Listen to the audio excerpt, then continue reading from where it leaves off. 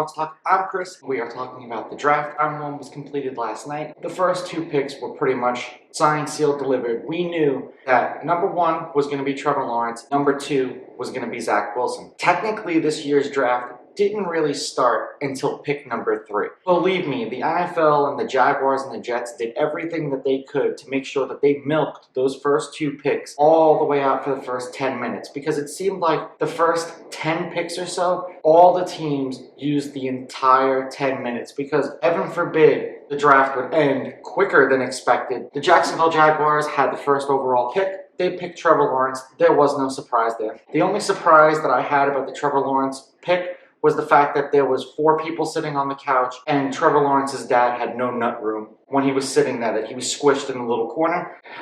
Then we go to number 2. Number 2 was the New York Jets. If there was ever the start of a boy band, it was going to be with Zach Wilson. When you saw him and then when you saw his camp, it just looked like they were getting ready to start a boy band or do some really stupid fraternity at the NFL draft. And then they interviewed Zach Wilson's mother. She said there was a reason why they kept him close at BYU. She's happy that he's going to New York and she thinks he can succeed. And I'm paraphrasing, of course. Essentially, his mother was telling you that she didn't trust him enough to go to college in another state because she thought that he'd do something stupid. He's a 21-year-old kid. I remember what I was doing when I was 21.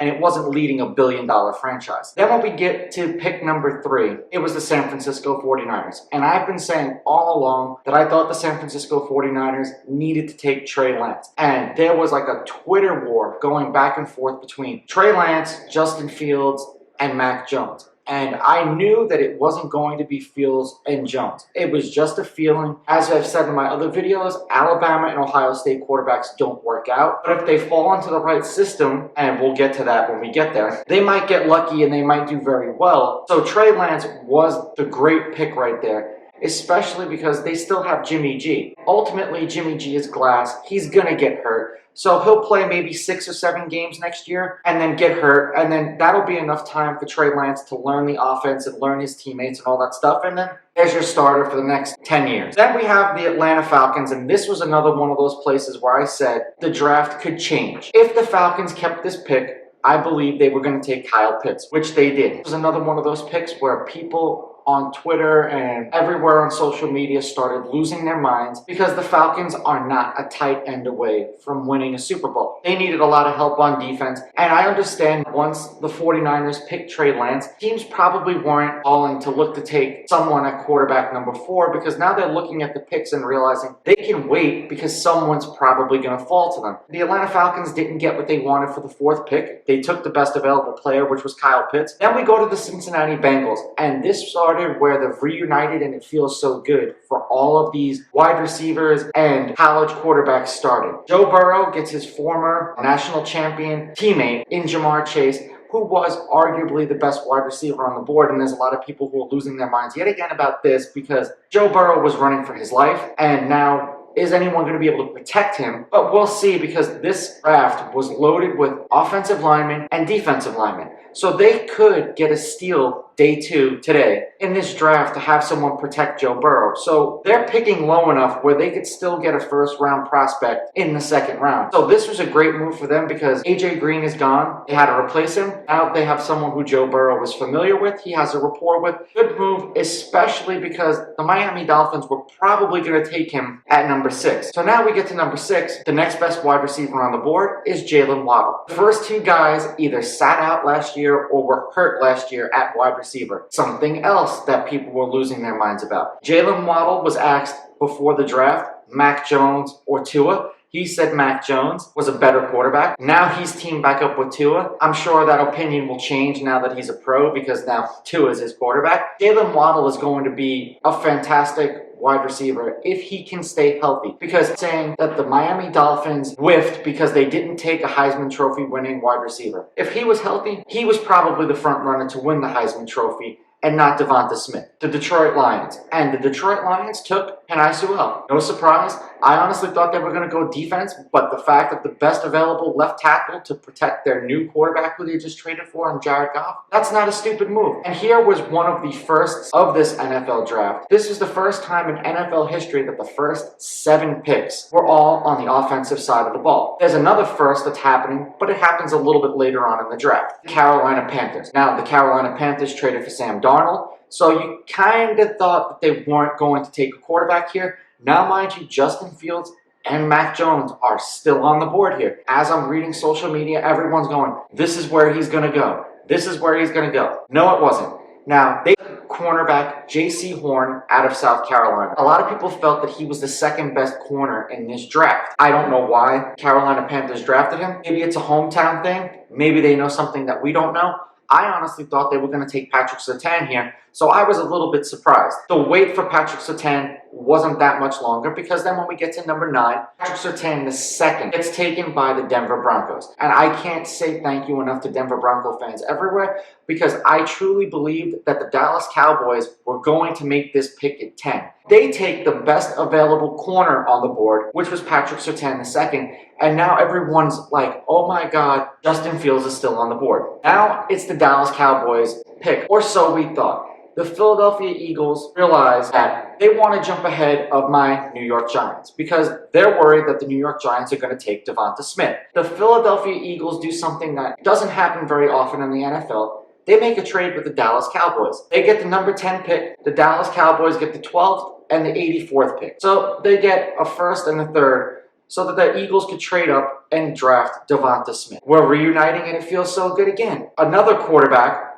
with his college wide receiver. So we're starting to see that little bit of trend of familiarity here. And we get to pick number 11. And now because Devonta Smith has been picked, my New York Giants decide that they're going to trade the pick. I was truly surprised Chicago Bears traded up. I guess they were worried that at 15, the Patriots could either take Justin Fields or Mac Jones. So the Bears trade up with the New York Giants to number 11. The Giants receive the 20th pick. We also get their 5th round pick this year, their 1st round pick next year, and their 4th round pick next year. To move back 9 spaces and get 3 picks, one of which is a 1st round pick so that they can draft Justin Fields. Absolutely, round of applause for the New York Giants for actually doing that. With the 11th pick, the Chicago Bears select Justin Fields. Now we have the Dallas Cowboys. The Dallas Cowboys, as we know, traded back the best defensive lineman, edge rusher, linebacker, was Micah Parsons, who was sitting there. And lo and behold, who did they take? They took Micah Parsons. Sean Lee just retired. This is a great move for them. They needed a lot of help on defense, and they're finally, we could say something good about the Dallas Cowboys. Then we have the LA Chargers, and one of the best offensive tackles, a universal plug-and-play kind of player, still sitting on the board at 13 in Rashawn Slater. He falls to the LA Chargers. Great move. Protect Justin Herbert. We saw what happened to Patrick Mahomes in the Super Bowl, and yes, I'm sorry for name-dropping him, because we saw how much his name was dropped last night when they were describing about what quarterback looks like Patrick Mahomes. It's a little nauseating when you see that, because Patrick Mahomes is a Super Bowl MVP. He's been to 2 Super Bowls. He's a league MVP. Let's not compare a dude who's never played a snap in the NFL to him. A little bit disrespectful, the same way that people are trying to compare Mac Jones and Tom Brady to each other because of the same dad bod vibe that they got going on. Tom Brady looks a lot better now at 40 than he did at 20. Then we have the New York Jets, who traded up with the Minnesota Vikings. The Vikings had the 14th pick,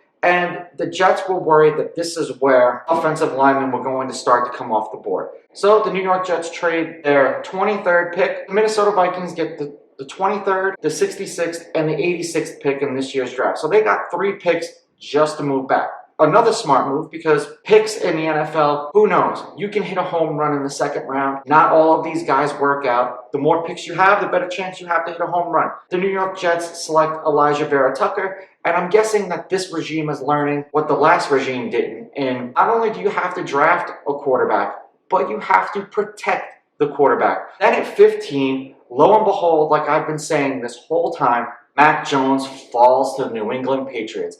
And what kind of horseshoe do they have to have? Great players or highly rated players in free agency just find a way to fall to this team. This is the ultimate, the rich get richer. Nick Saban and Bill Belichick are great friends. Mac Jones does not have to start week 1 for the New England Patriots. They have Cam Newton. I don't even think Patriots fans are expecting him to start week 1. There's a lot more leeway in New England than there is in San Francisco. So Mac Jones falling to the Patriots. Great move for him. Great move for the Patriots. I have a very strong suspicion that both Jones and Justin Fields, because of where they landed, are probably going to have more success than someone like Trevor Lawrence in the beginning, because Trevor Lawrence is on a legitimate last place team. Trey Lance, Mac Jones, and Justin Fields all were inherited playoff-ready rosters. Granted, the 49ers weren't in the playoffs last year because of injuries, but all of those guys are going to be healthy this year. So that is a great team that's there. The Patriots are a quarterback away from being great. They went out and spent a ton of money in free agency, so good on them. Let's move along. Then we have the Arizona Cardinals. Wasn't sure if they were going to go offense or defense. I thought that they were going to go running back here, which I was surprised that they didn't because they have more needs on defense. And they took Zaven Collins out of Tulsa. Not a bad pick in my opinion. They have J.J. Watt now. They're looking to build their defense so that Kyler Murray doesn't have to put up as many points as he did. Then we have the Las Vegas Raiders, and this is another one of those head-scratcher kind of moments because they took Alex Leatherwood. Now, a lot of people had him with a second-round grade. The Raiders are known to do dumb things like the Dallas Cowboys did, but who knows? Maybe this is something that works out for them because they're looking to protect Derek Carr. He's got plenty of college experience. He was a 4-year starter at Alabama. Hopefully, all of his juice wasn't worn out in the SEC. He does have some technique issues. I was a little surprised by this pick, but I'm also glad that they didn't go out and go and do something like draft a quarterback, and then we'd have this talk about the Las Vegas Raiders. Now they picked a quarterback, and what are they going to do with Derek Carr? Now we have the Miami Dolphins again, and they take Jalen Phillips out of Miami. Another pass rusher. Good for him. He didn't have to go very far. The Dolphins' defense was incredible last year. They were one of the only teams in NFL history, I believe, to have a turnover in every single game last year. Their defense is legit. They just made it a little bit more legit. This was a great pick in my opinion. Then the Washington football team is on the board, and it's what are they going to do? Who are they going to take? Are they going to go O-line? Are they going to go defense? They went defense. They took Jamin Davis out of Kentucky. And when you watched his film, the dude was kind of all over the place. Now, he did play for a bad SEC team. They had to fight against the great guys, and they had to defend all of these fantastic guys on Alabama and compete against them with lesser talent in front of them. Then it's my New York Giants, who took the Chicago Bears pick. We have Elijah Moore, Kadarius Toney. There's so many guys on the board, and we're thinking, who is it that the Giants are going to take? They take Kadarius Toney, the wide receiver, out of Florida. Not a bad pick. We'll see how it turns out. A lot of people were comparing him to Santana Moss. I mean, when I think Santana Moss, he was a good player, but he wasn't a great player. Elijah Moore was sitting on the board, and we've seen what Ole Miss wide receivers have been lately. You know, look at DK Metcalf. Perfect example right there of someone who fell into the later rounds and is just an absolute beast and is one of the top receivers in the league. Then the Indianapolis Colts are on the board. Are they going to take Greg Newsome? Are they going to take a wide receiver? Are they going to take an offensive lineman? And they took Kwity Paye, the defensive lineman, the edge rusher out of Michigan. Not a bad pick. Help improve their defense. The division that they're in, they've got a bunch of young quarterbacks, so rushing the young quarterback is going to be something that they need to do. Then the Tennessee Titans are on the board. They take Caleb Farley. Not a bad pick out of Virginia Tech. Then here are the Minnesota Vikings because of their trade. They take Christian Darrisaw out of Virginia Tech, and we get back-to-back Virginia Tech Hokies. Protect Kirk Cousins while he's there. You never have enough great offensive linemen. Look at what's happening in Cleveland. Look at what happened with the Dallas Cowboys. Had a great offensive line. So if this helps improve Kirk Cousins' numbers, that's a win. Then we have the Pittsburgh Steelers at number 24, and the Bluebirds really came out. The Pittsburgh Steelers did something that didn't really surprise me all that much. They took Najee Harris out of Alabama, who was the second best graded running back in this class. And honestly, I thought that they were going to go O-line. You're losing 3 of your starting offensive linemen. Do you go with the lineman or do you go with the skill position? They went with the skill position. Then at the number 25 pick, we have the Jacksonville Jaguars again. And here was another first in NFL history. It's the first time that college quarterback and running back were taken by the same team in the same round. And Travis Etienne goes to the Jacksonville Jaguars. And I was wrong because I thought he was going to go to the Buffalo Bills or the Pittsburgh Steelers. I thought that he was going to go to one of the better teams, but he just happened to fall to the Jacksonville Jaguars. Who knows, maybe Trevor Lawrence told them that if my boy is on the board, please take him. Then the Cleveland Browns were up at number 26. They took Greg Newsome II, the cornerback out of Northwestern. I was a little surprised by this one, but it wasn't a bad pick because there were a lot of good defensive players on the board. And as we saw, the Browns needed help last year on defense, particularly in the secondary. So getting one of the top corners in this draft wasn't a bad thing. They needed some help in the secondary. They need help on defense. Good for the Browns for this one. Great play. Then the Baltimore Ravens were on the board, and here it was again. I was thinking Elijah Moore again, because I was thinking that they need to get Lamar Jackson a wide receiver. You knew that they were going to take a wide receiver. You just didn't know which one. They took Rashad Bateman out of Minnesota. He's a great route runner. Lamar Jackson is more of an ad-lib kind of quarterback. Yes, he won an MVP. Yes, he can throw from the pocket, but he's more so a scrambling quarterback. So having a guy who can adapt on his routes, he's one of the best pure route runners in this draft. Then good for the Baltimore Ravens because they got a steal at number 27.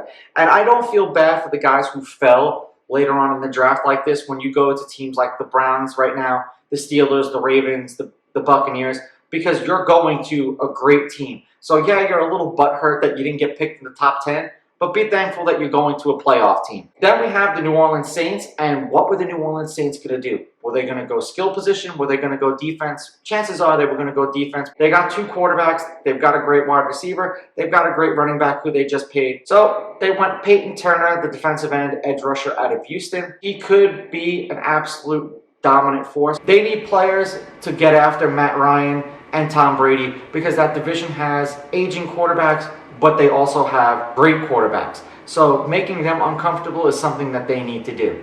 Then the Buffalo Bills are on the board. They take Gregory Rousseau, the defensive end out of Miami. Yet again, not a bad pick. They needed help on defense. You know, I thought maybe this was another spot where Elijah Moore was going to land. They were going to go skill position, but they went defense. Not a bad thing because, yet again, in this league, you can't have enough great pass rushers. And they've got now Zach Wilson, who's a rookie, who they're going to go after. They've got Tua, who's technically not a rookie, but he's a second-year player. What are they going to do there in Buffalo? They're going to rush the passer. You know, now Mac Jones is there and Cam Newton. Which one of those quarterbacks is going to be dropping back for the Patriots? I don't know, but the Bills are going to do their best to put some pressure on them. Then the Baltimore Ravens are here again because of their trade with the Kansas City Chiefs, and they took Jason Away, the defensive end out of Penn State. The Ravens are known for defense and running the ball, and when the Ravens pick players in the draft in the first round, second round, third round, especially on defense, generally they don't miss. I'm not going to comment on the pick because the Ravens' track history has been great at picking defensive players. And then last but not least, the Tampa Bay Buccaneers at the 32nd pick take Joe Tyrone, and he's the linebacker out of Washington. Now, I truly believe that the Buccaneers were going to trade this pick because someone was going to want to pop back into the first round. The Buccaneers returned their entire Super Bowl winning roster. Their defensive line was great. We saw how they were all over Patrick Mahomes, and now adding another speedy edge rusher to go after the guys like Patrick Mahomes, but it's going to be more like Jameis Winston and Matt Ryan, and of course now Sam Darnold in the NFC South. There was a few guys who I was surprised weren't taken in the first round. I thought Asante Samuel Jr. was going to go to the Buffalo Bills because everything that I saw said that he was going to go there. Tevin Jenkins, the offensive tackle out of Oklahoma State. Let me know what you guys think of this take in the comments below. Don't forget to like and subscribe to my channel. Follow me on Instagram at Raw Sports Talk. Follow me on Twitter at Raw Sports Talk 1. I'll catch you guys in the next episode. I'm out. Ooh, baby, I like it raw. Yeah, baby, I like it raw.